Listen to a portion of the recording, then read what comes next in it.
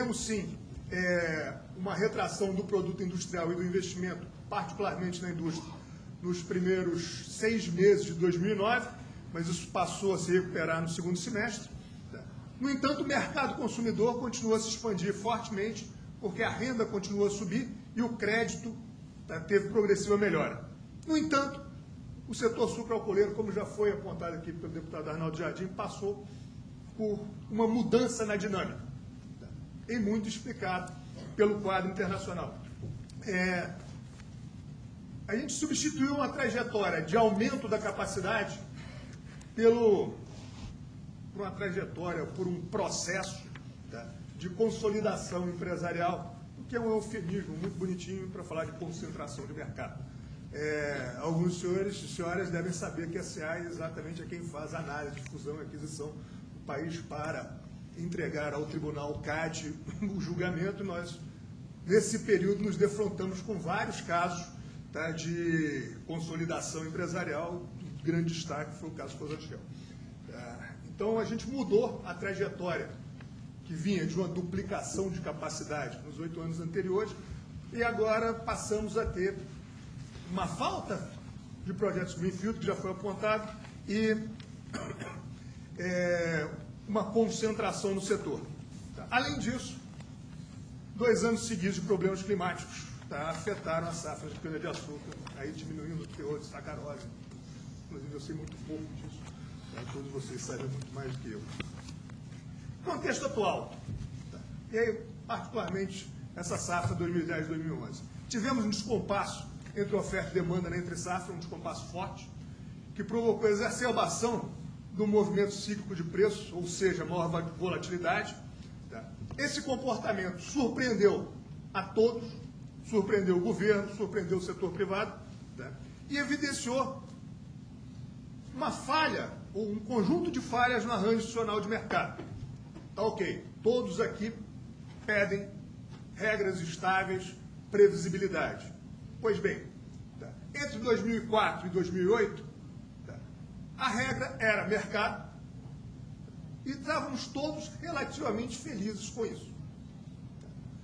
Quando a Única, por exemplo, procurava os ministérios envolvidos, vinha discutir aspectos complementares como marantagem, eventualmente essa questão do preço da gasolina versus o preço do etanol, que ganha destaque quando o preço da gasolina no mercado internacional está muito alto. Quando inverte, aí essa conversa também desaparece um pouco, porque o sinal troca de lado, e obviamente os senhores têm um senso de autopreservação, que eu admiro bastante. Quais falhas que se evidenciaram aí? Primeiro, a questão da formação de preços. Existe, nas grandes distribuidoras, uma média de contratação entre 60% e 75%. No entanto, essas contratações de longo prazo, podemos chamar assim, são feitas com base nas cotações do mercado spot. Essa é uma solução de mercado possível. Nós sabemos dos problemas com o levantamento de Exalc, que ele é muito bom para São Paulo, mas reflete pouco o resto do país. Isso não é um demérito para a pesquisa que a Exalc faz, é uma limitação, mas sem esse índice nós estaríamos possivelmente pior. Mas esse padrão de formação de preço se mostrou um tanto disfuncional num período em que coisas negativas se acumulam. Também gera um efeito ruim, uma forte concentração geográfica da produção e da demanda. Uma coisa puxa a outra, e é claro, o ICMS ajuda a provocar uma distorção aí. Essas questões levam à dificuldade de planejamento de produção e ainda tem um trade-off, uma escolha, infelizmente, entre produção de etanol e produção de açúcar. Houve, obviamente, um grande debate sobre isso no passado recente. Muitas vezes se mostrou que, dadas as pequenas margens auferidas hoje na produção de etanol, a produção de açúcar salvou produtores. Esse é um debate que, obviamente, está aberto, mas eu acho que o país tem que caminhar no sentido para não haver essa oposição, em que a gente possa garantir o abastecimento de combustíveis sem termos de nos preocupar com eventual alta do açúcar. Então, eu acho que isso é um dos aspectos que vai estar na mesa nessa discussão que se segue. Pois bem, qual é o efeito dessas falhas? E aí é um gráfico que foi gentilmente cedido pela BR Distribuidora, mas mostra a volatilidade, tá, nesse ano de 2011, tá, comparado com os anos de 2010 e 2009. Tá? Esse gráfico não precisa de maiores explicações. Tá? É gritante o descompasso, tá, de 2011 em relação aos últimos 2 anos. Isso tanto no anidro, que está aí retratado, quanto no hidratado. Hidratado tem uma situação muito específica. Hidratado é quase que um substituto perfeito da gasolina seca. Tá? O anidro aí tem uma rigidez para o abastecimento. Então, a escolha do consumidor com relação ao anidro não é algo que se coloca. Tá? Se ele vai abastecer com gasolina, está abastecendo com anidro. A escolha pode ser entendida como uma mistura entre gasolina e anidro versus hidratado. Tá? Hoje temos uma situação, passamos nesse ano, desculpa, por uma situação em que houve um aperto muito grande, tá, nas duas formas de etanol, e isso provocou, obviamente, um descontentamento social, tá, provocou pressões sobre o governo, pressões sobre o setor produtivo, que temos que dar a resposta. E a questão de procurar traçar linhas gerais, tá, para uma política e uma regulação do mercado de etanol enquanto combustível, passa por uma resposta que necessariamente o setor produtor e o governo têm que dar à sociedade, sob pena de colocar em questão a própria opção pelo etanol. Tá? No final das contas, progresso técnico mais escolha de consumidores podem provocar, tá, efeitos deletérios sobre alguns setores em particular. Tá? E o que a gente quer exatamente é que isso não aconteça com essa nossa, por que não dizer, galinha dos ovos de ouro. Olhando para o futuro, tá, óbvio que a gente vai ter que aprofundar aí os mecanismos de coordenação entre o governo e o setor privado, tá, e trazer para o âmbito de uma agência reguladora um marco regulatório para o mercado de etanol é uma forma de fazer isso. Além, obviamente, de sentar e redigir a 6, talvez 8 mãos, tá, guias e linhas gerais para o que deve ser, tá, a dinâmica do mercado de etanol daqui para frente. A MP 532 traz aí a formalização do conceito de etanol enquanto biocombustível. Então, a gente deixa de falar, tá, de um derivado de produto agrícola e passa a falar, tá, de um insumo energético. Tá? E, para isso, no âmbito da SEAE, a gente acredita que alguns aspectos têm que ser tratados, tá, de forma muito séria, entre os quais transparência nos dados de produção e estoque, para permitir projeções fidedignas, desculpa. Tá. Regras claras de contratação entre distribuidores e produtores, tá, e aí regras para os dois lados. Isso é importante. Definição do papel dos comercializadores, compromisso de abastecimento do mercado por parte de distribuidores e produtores e desenvolvimento de um mercado futuro como referência de preços. Essa é uma das alternativas para a referência de preços.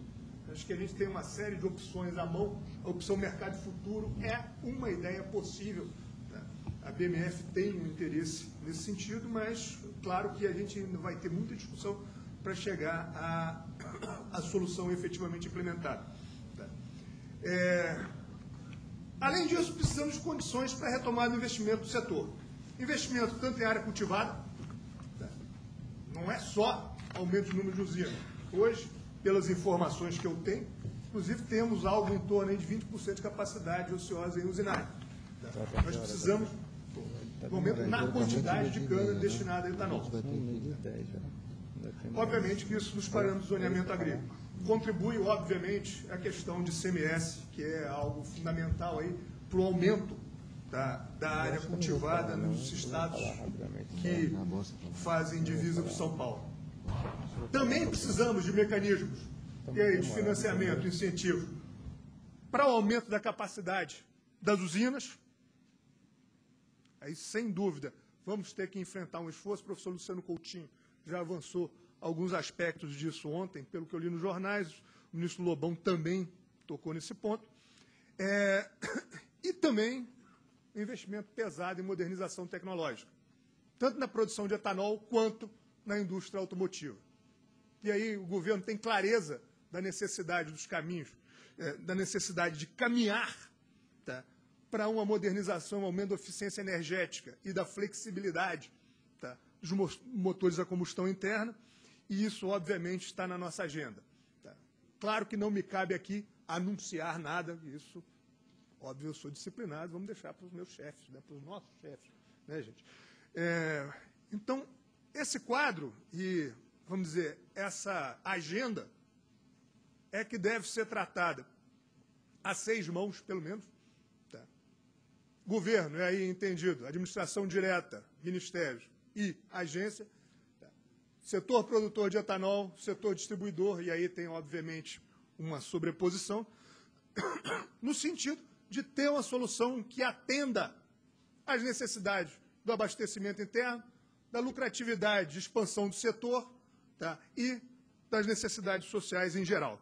A mensagem que eu gostaria de colocar aqui, então, é que essa, vamos dizer, estratégia tripartite é o que está na agenda do governo hoje. Muito obrigado.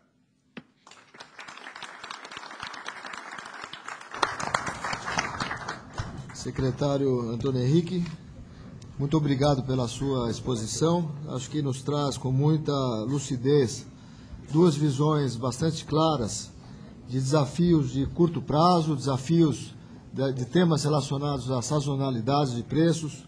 E, nesse sentido, o senhor traz mecanismos que nos parecem extremamente interessantes de serem explorados, como a questão da contratação antecipada das distribuidoras de etanol anidro, a questão relacionada à eficiência na comercialização, e também nos traz temas mais voltados à volta de grandes investimentos para os quais precisariam algumas medidas de políticas públicas, como questões relacionadas à tributação e outras que o senhor menciona aqui.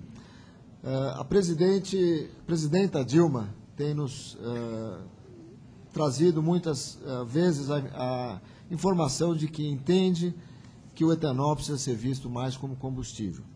E, nesse sentido, eu acho que ninguém melhor para trazer as suas considerações do etanol como combustível, como nosso representante aqui do Ministério de Minas e Energia, o diretor Ricardo Dornelles, uma autoridade que já há muitos anos trabalha aí no setor e que seguramente fará parte desse processo mencionado pelo secretário Antônio Henrique, que diz respeito à coordenação entre setor privado e público, para conseguir buscar soluções que atendam às necessidades. Doutor Dornelles, antes de passar a palavra, só gostaria de lembrar que, caso haja questões, que, por favor, sejam encaminhadas por meio das assistentes, que devem ter aí os formulários próprios para isso. Doutor Dornelles, por favor. Bom dia, obrigado. Bom, eu estou premido pela orientação de 7 slides, né? Sou um inferno. A mocinha da plaquinha ali atrás levantando toda hora, o tempo está acabando, e um toró de provocações que foram feitas desde ontem aqui aos .gov presente no site. Bom, então, minha primeira enganação, eu botei meu nomezinho só rapidinho aqui na primeira tela, tá? Já para economizar um slide. Tá? O tema é garantindo abastecimento e crescimento. Então, o que é abastecimento? Tá? Na visão do Ministério de Minas e Energia, abastecimento é disponibilidade do produto energético, qualidade, graças a Deus, não é um problema que percorre esse setor de etanol, tá? Como outros problemas, tá? E